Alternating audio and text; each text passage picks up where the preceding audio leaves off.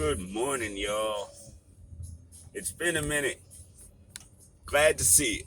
Your main man, Coach Five, in the building, talking about another wonderful Knicks Friday night where we faced off against the Washington Wizards, who are in front of us for this play-in, even though we're probably not going to make the play-in, and that's still fine because we are attacking, winning, bully ball.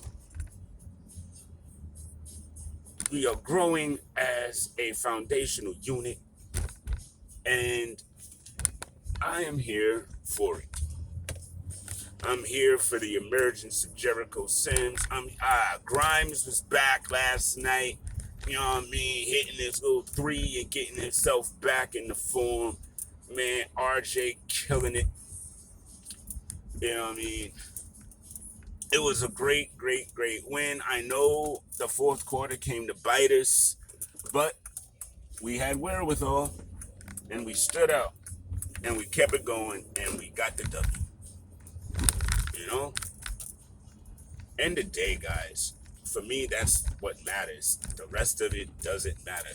Yes, of course, Alec Burks came back in the game, da da da da da. I mean, we got the dub, guys. To me, that's what's important. Everything else is ancillary or meaningless, to be perfectly honest. And I know how some of y'all feel, and you know what I mean? I'm not knocking how you feel. That's why I say, for me, some of this stuff is meaningless. You know, I mean, Tibbs is our coach. He's going to be our coach going into next season. RJ swears by him. RJ claims, says, states he got better under Tibbs. I'm watching Obi and IQ getting better under Tibbs. Yes, Obi has a lot of I get pulled real quick. I'm a little annoyed with that as well, just to be honest with you if we're talking. You know what I mean? But I also believe that this is all for Obi to take an RJ Barrett type of step next year. I really, really believe that.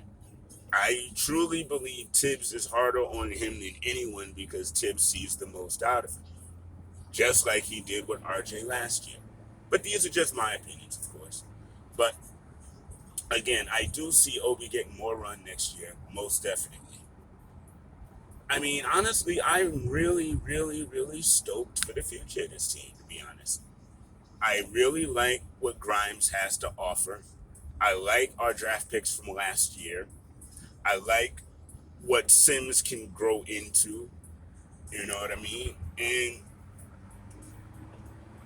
I see the writing on the wall that, quite honestly, and honestly, your boy Evan Fournier, who, in my humble opinion, talks too much about what we don't do when he was 5 of 11 and all he shot was, well, he shot five threes, but he took 13 shots, made five, and of those 13 shots, uh, all were 3-pointers with the exception of two. And you're talking about, not finishing and not closing in the fourth quarter. Yeah, I know, but you're like one of the main proponents of that issue, my man. So, let's do a little bit more me and what I need to fix as opposed to, oh, the team. Yeah, I'm sorry. That's just one of the little things that bothers me personally, about some stuff I see in here. Take the onus on yourself first, then worry about the team. I could see him talking about the team failures and the team woes if you said, listen, I need to do better in this fourth quarter.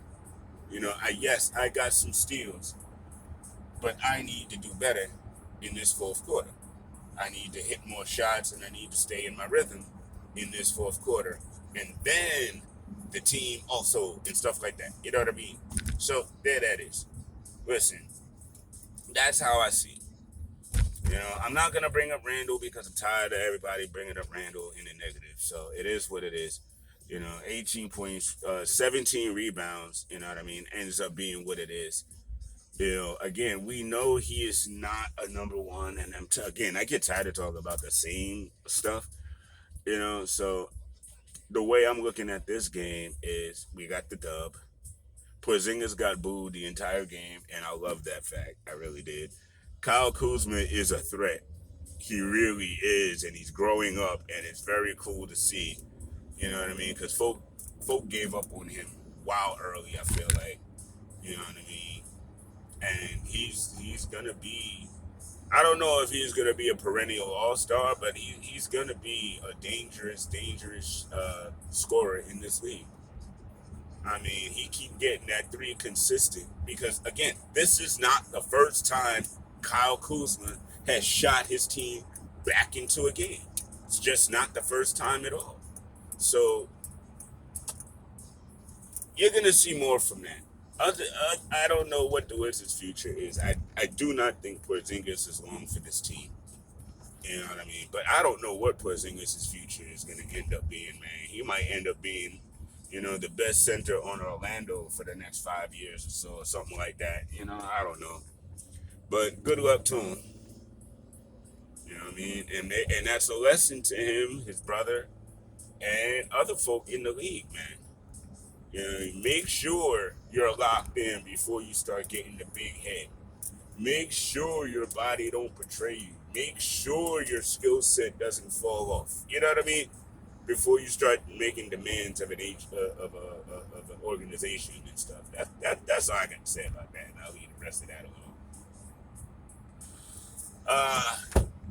We got another game tomorrow, and I'm definitely looking forward to that.